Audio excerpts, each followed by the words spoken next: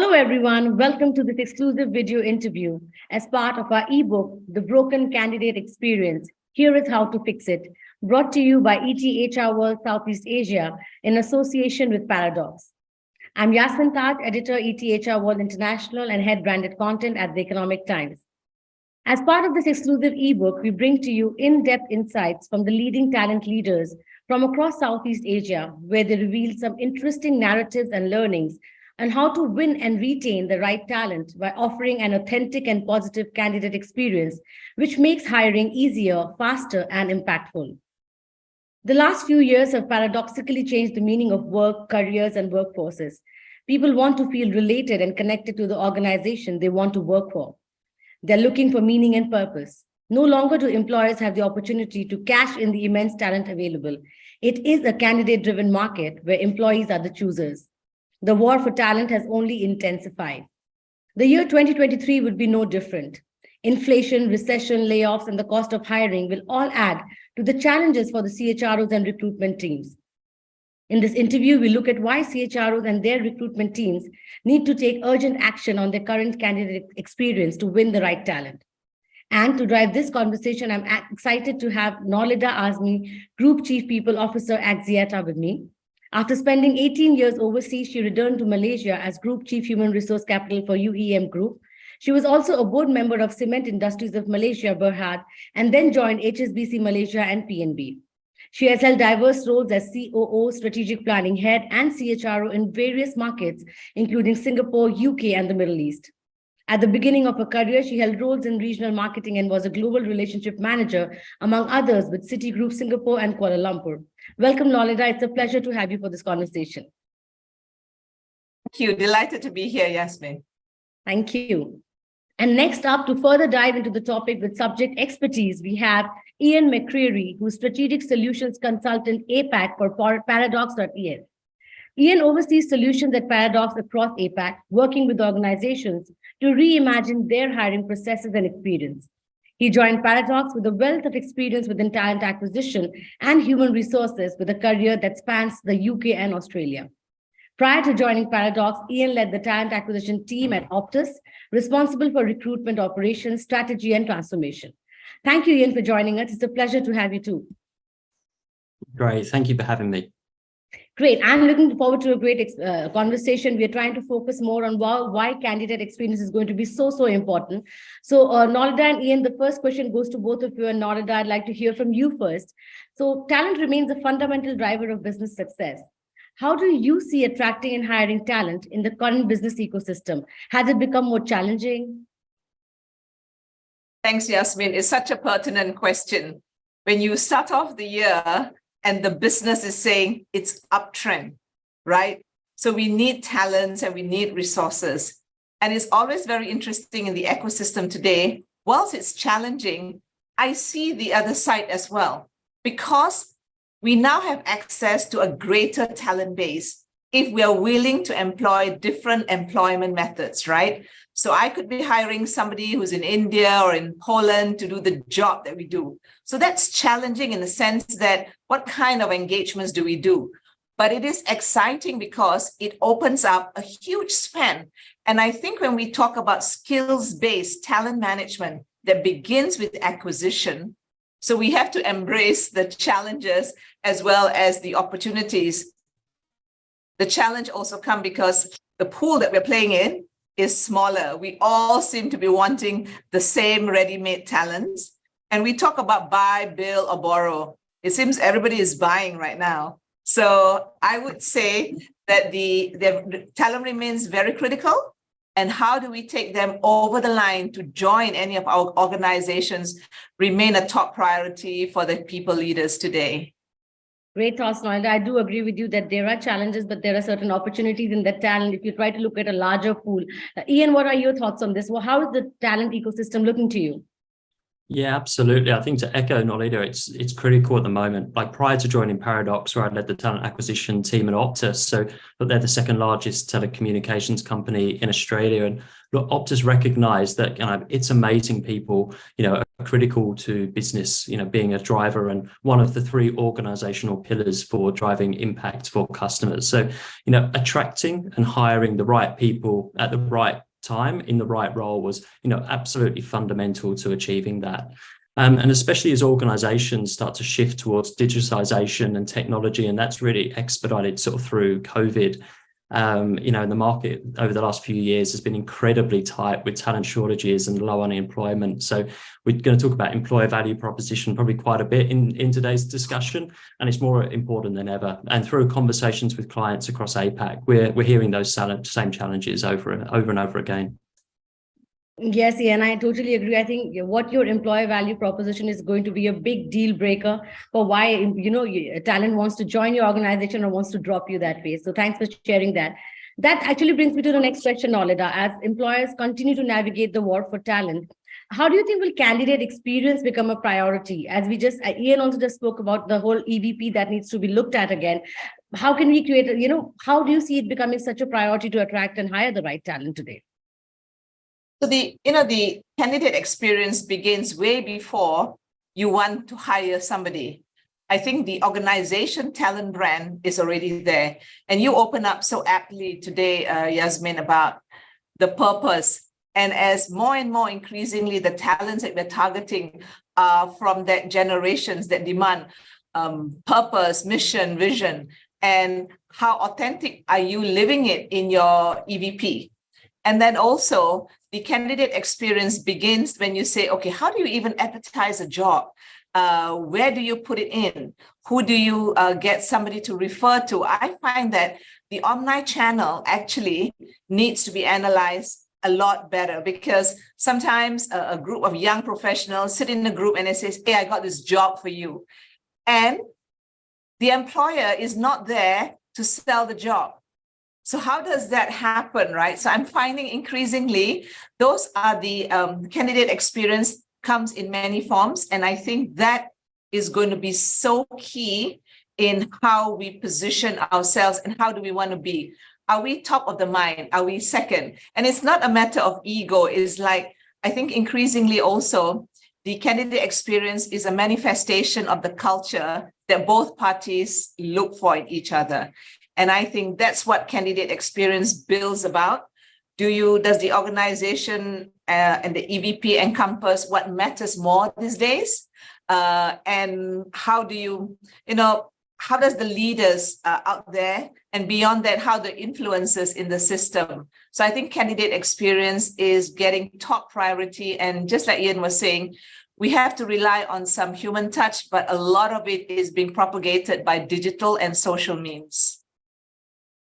I think you rightly said that, Norlida, that how you brand your yourself as an employer is going to be very important. What people are talking about you when you aren't there to sell yourself. That was a very, very interesting point. That is where the candidate experience actually starts. Are people willing to talk good about you? Are they willing to become your brand ambassadors to others when you're looking for talent? I think that's where it starts altogether. And after that, there are steps on to how do you go through the hiring process? How do you go through the onboarding process? All of that is followed after that. But the first part is there, that how good is the employer brand perceived in the market? It's a very interesting point. Ian, what are your thoughts around this? How do you think is candidate experience becoming so crucial today? It is, and I think, as you sort of spoke, Norlida, about that kind of experience really has to transcend through the entire employee life cycle. As you said, it starts right out in terms of your sort of go-to-market talent attraction strategies, all the way through to offboarding and recognizing that. And the other piece that I want to kind of talk to is really around the consumer grade experience. So, candidates and Gen Z especially really have a high level of expectation around experiences. And that should also sort of talk to the recruitment process as well. So, I look forward to discussing that in more detail as well, around creating a consumer grade experience for the hiring process as well. Yeah, that's a great point. Actually, employee experience is not equivalent to customer experience, as they say. So that's very, very important when you even create a candidate experience. Now, I'd like to look at the other side of this. What kind of impact do you think can a bad candidate experience have on recruitment and on a business as a whole, Norlida? What could be the negatives of that? Oh my gosh. When when I hear one of my colleagues sharing with me that somebody's dropped off because sometimes we are humans, right? We make mistakes. And then you know the repercussions. There's always a community. If I'm going to hire, say, the analyst, there is a community that will say like, oh my God, they have no clarity. And when I was interviewing, they couldn't tell me what was the purpose. So I think a bad candidate experience has repercussions, because I do believe in the community network that you will be impacted on what are the clusters of people that will want to resonate with you, So I think that is understanding the work culture that today everybody does a Glassdoor checking, reviews, hours. Do they have a flexi, flex time, flex everything, right? So there's a lot more of validation that happens when you have a bad candidate experience. It impacts the integrity and the authenticity of your talent brand. It actually deters people to think twice, right? Okay, it's a cool company, but they're working they're working from 8 a.m. to 12 a.m. Is it what I want to be part of? So, and I think what happens is that it propagates beyond just the talent brand. It also, like what Ian was talking about, that customer centricity, that grade that we need. And I think this is where experiences matter. Maybe and then some other questions we'll talk about. How do we address these trigger points that the younger generation want? Everything has to be an experience. If they don't feel it, I don't think they'll believe it. And I think it's going to get very difficult to get them to come over to our side if we don't make them believe what we stand for. Exactly. And since we said it, that it's a candidate driven market, if they don't see what they believe for, they will not join you. And you anyways lose out in the whole war for talent. I think that's a very interesting point to make. Ian, what about you? What do you think are the current gaps in candidate experience that diminishes the chances of a hire to join a particular company?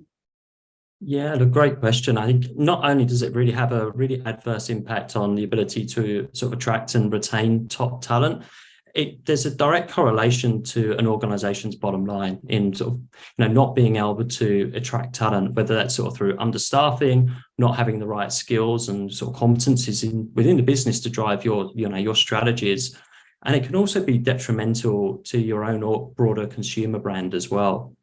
It also impacts time to recruit, which is kind of a fundamental or key measure of success or of talent acquisition functions. And having vacancies open for an extended period of time, does result in understaffing and negatively impacting existing team members. And it's kind of this vicious cycle that you see around impacts to employees. And McDonald's actually went through a really great exercise to quantify that, and delays in hiring process led to about $2 billion in lost revenue in their restaurants, which is really interesting. And Josh Burstyn's really written a great article around sort of that case study and scenario around and how they overcame that by partnering with Paradox and taking a generational skip in their talent acquisition strategy.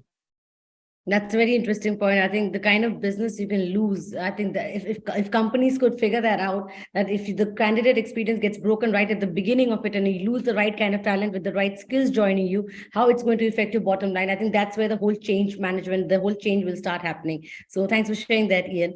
Norlida, I'll come back to you again. So where have you seen candidates dropping off the most during your application or recruitment process? Is it during the application, the screening, the interview, during the offer?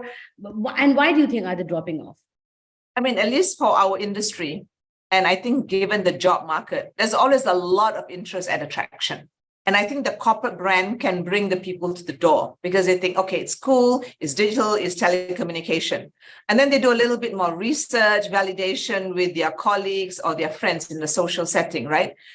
And I think once they come, where I see them dropping off is perhaps maybe between the first and second interview, because then, if it takes forever, and sometimes not all organizations are nimble.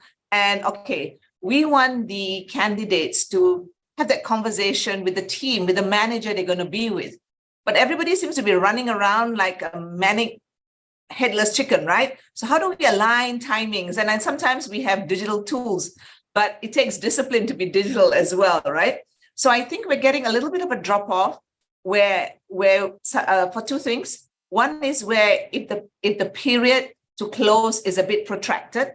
And you can have all the excuses, the candidates don't care. Because during that period, they're asking themselves, do I really want to join this organization? And I think organizations are also beginning to sense, because I think most of the most brave enough to say, I'm considering an alternative career. And there's a huge counter offering that's happening right now because the cost of replacement generally is higher than the cost of retention. So, that's a little bit of the drop off. So I think reputation of, and then there's a subsets, right? The reputation of the leader of the department will always go because people check. I mean, you never hear so many people join because of bosses, people leave because of bosses. It's true, right? So they're going to check you out left and right and say, oh, she makes you work too hard, or she doesn't give coaching. And then people say, I want that. So I think those are the things that I find they drop off a little bit more midway, and that's where it gets broken. So the ability to ensure a much more continuous experience is going to be key. This is where you want to use digital and the human factor in balance. That's interesting. So tell me this, Norlida, when you're talking about them dropping off early on, what can organizations do? Because they have multiple offers is what I've heard. A lot, every candidate is today sitting on at least 3 offers when they're applying for a job. How can your candidate experience can it make a difference at what will help them choose the bosses, the reputation, what exactly? For me, I find that getting the team they're going to be with is key. That's always the one that tips them over. Yeah. Sometimes, at the junior levels, at the more lower levels, you can have engagements, not gamifications for gamifications, but having a little bit of a peep into the culture of the organization. So some of the organizations within the Axiata group, a little bit more advanced. So they give you into a little peep of the culture, of the work style. It's almost giving teasers, right? So you have to get them, you have to keep the engagement. That's key. So I think that's one of the things that we're trying to do for those that are more engaged. We're also perhaps now with more digitalization is able to use the analytics to say, why did they drop off? How can we address it? Are we addressing the root of the problems? And I will confess, Yasmin, across the group, we are at various levels of adoption. And I think we're learning as we go along. And I think this year should be a very interesting year of defining how do we stay authentic in the candidate experience we're giving from the beginning until they on board. Because the other thing you also don't want is somebody says, oh, it's completely different from what you sold me, right? Because then you're going to have an attrition within 6 months and the experience, then you have to go through the whole process again. Yeah, that's even worse. As you said, the cost of replacement is higher than the cost of retention. So yeah, that's more painful. Yeah. Yeah. So any other ways in which you're trying to enhance your candidate experience? Yeah, one is using digital, as you said, one is doing a bit of gamification, giving them a peep into your culture. Any other thing that you have put in practice, Norlida, at Axiata? What we find is that we have to have a very consistent narrative on what we stand for and the career opportunity. They want to know before they come in. How can I grow? What do you avail in terms of learnings? So I think people need to know that it's not as if I'm going to tell you you're going to be a managing director in 5 years, but they need to understand that, okay, as a telecommunication industry, for example, we want to make sure all of us have a high digital muscle, for example, and we put the data citizen thing. It appeals to people. They say, okay, I can learn. We are also give training on unconscious bias, so it appeals to people. You need to tell them the value proposition along the way. So I think what I have found is that you have to have the narrative up front and it has to be consistent. Yeah. Those I think will attract our younger workforce particularly, but also at the mid-level, I think career enhancement is quite key still. And I also see they want opportunities for perhaps in regional, is there talent mobility? Because you want to grow beyond just learning via e-learning, right? So those have been the questions that has been asked. And before I forget, they always ask about leadership. Who are the leaders in your organization? And, for us, we are in transition. So managing that narrative and communication is even more critical for us. Yeah. Also, just one additional question, Norlida. Do you also kind of customize your candidate experience based on generations that are joining your organization or levels, or is it like a one-size-fits-all right now? Oh, my apologies. I should have said you have to have a fair amount of bespoke to, and there's some commonalities, right? I mean, a mid-career hire who's a Gen X, because we are a holding company, right? So we're going to hire a lot of the 40-something. Their value proposition is absolutely different. This is where we talk about the career growth, perhaps the rewards that can come and the balance. And then for our Gen Z and for our millennials is telling about the ways of working has changed. So the onboarding experience give different exposure. We also have what we call the Axiata Young Talent Program, which is totally catered for your Zenders, almost alphas, I feel, where everything is so gamified from your application to your assessment and everything else. Nice. Nice, great. Thanks for sharing that, Norlida. Since we're talking a lot about how technology is going to impact the candidate experience, how do you see the role of technology in enhancing efficiency and experience during the recruitment process? Norlida, I'd like to hear you again, and then I'll come to Ian. I think it's going to be really key to the role of having a digital platform, because, firstly, it builds efficiencies, and that's a given. But above and beyond, how can you value add? A simple thing that if it's automated or digitalized, to say somebody, thank you for applying to Axiata. We look forward to having a conversation. And when you're not successful, it says, thank you for having a conversation with you. We wish you all the best. What happens is that organizations these days are always right sized, right? One person does triple hats, and you may miss a ball somewhere. And as much as it says a chatbot is cold, a thank you note goes a long way. But sometimes it's a matter of capacity and not intent. So I do believe that technology will play a big part. It will also play a big part of identifying skills in the market, because as you're interviewing, you're building a skills-based inventory. What's in the market, what you want.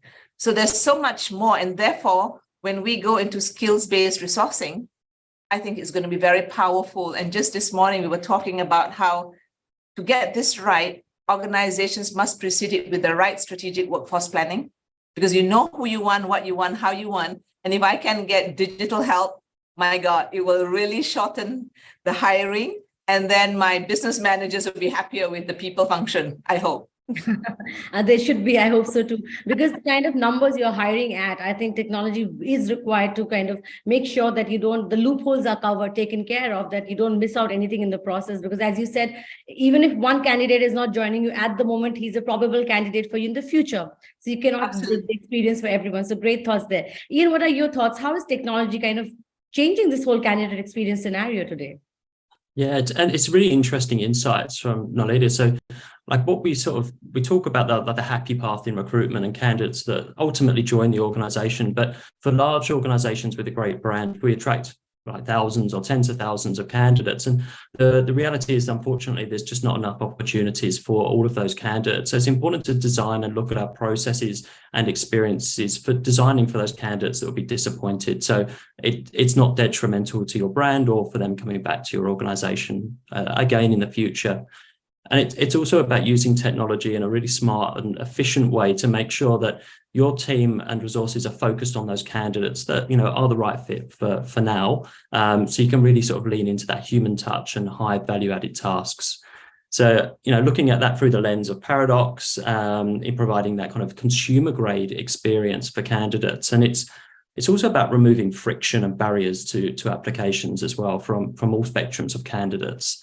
So what we sort of see with kind of aggregated across our sort of clients that we work with globally, just by removing sort of basic things like removing the need to create profiles and passwords at application stage, we reduce drop-offs by about 60%, which is crazy given the investment that organizations make in their talent attraction strategies. And I talk about sort of speed and consumer grade experiences. So McDonald's, for instance, they came to us and said, look, we speed wins. How do we get to that talent faster than our competitors across the road? Whether that's kind of Pizza Hut or Wendy's. And it's really around the philosophy of, like, as a candidate, I could drive up to a drive-through at McDonald's, scan a QR code, be screened for that role, undertake an assessment, so a gamified assessment, that you mentioned, and have an interview scheduled all within 3 minutes. So by the time I go through that drive-through, I've got an interview potentially the next day and starting that next week. So that's really using sort of technology in a really smart way And it also gives time back to hiring managers, so they can spend time with customers, training team members, and really to those tasks that add much greater value. And so that's kind of where I see sort of technology and sort of automation really playing to the strengths of providing sort of that human touch. That was a great example, Ian. I think you got an interview quicker than getting a burger at McDonald's. Then I think that's good. That's the way forward. I think yes, technology. That is how it is going to kind of reset the whole way people do hiring, the way they look at talent, the way they look for the right skills. So this is going to be the future, right? And if I may ask the final question to the both of you, Ian, maybe you could answer this first. We're seeing a lot of recession and layoffs. The talk of the town globally is what we had. So how do you think will that impact the whole candidate experience overall? Any few words on that? Look, I think from my experience, I've sort of seen for the start of COVID, there was layoffs. A lot of candidates really, it's very emotive for them looking for roles, and it's really important that we treat them with respect and actually respecting their application and respecting their time and going back to them in a timely manner. So it's really by leveraging technology, supporting recruitment and talent acquisitions to get back and sort of close the loop with candidates. So I think that's really important. We're not seeing that yet with our clients in terms of, it's still a really tight candidate market. So I think the focus now is really around converting that talent, but we'll see if that shifts. But it's, ultimately around candidate experience. It is. Thanks, Ian. Norlida, your final thoughts on that? I mean, Ian put it so well. I think the key thing is, as there are these job disruptions, I think we have to treat these people with respect, especially when they are laid off and then they come and apply. And, whilst we can use technology, there's got to be a little bit more of compassion. But it's still not early days, relatively earlier days in terms of getting to shift to an employer. It's still the candidate who can still choose us much more. But I think that's key. I think that is also going to shape how we move forward. But I also feel that, Yasmin, is how organizations are now going to engage resources is really going to change the way we do resourcing. And therefore, that candidate experience may need to be, again, augmented with something else once this full impact of the disruptions happen. Exactly. Great points, Norlida. I think on that note, what I hear from both our speakers today is that it will remain, thankfully, it will remain an employee's market for times to come. The candidate experience will matter. How do you engage with them from the time they apply to your organization? Even before that, what is it that they hear about you? How does your reputation precede you? Those kind of things, to the point where they're going through the application process, the interview process, the onboarding process, all through the employee life cycle. The candidate experience has to be very, very uniform. It has to be very engaging. It has to be very personalized and customized for them. So that is what is going to differentiate a good employer from a mediocre employer, maybe. So that's the way forward. So thank you so much, Ian and Norlida, for sharing your thoughts with me. It was very, very interesting to know how the entire broken candidate experience can change the business line or the business bottom line for any business. And that's what people need to focus on. So if you want to stand out and be an employer of choice, you need to work on your candidate experience. So thank you for joining us for this conversation, Norlida and Ian. Thank you.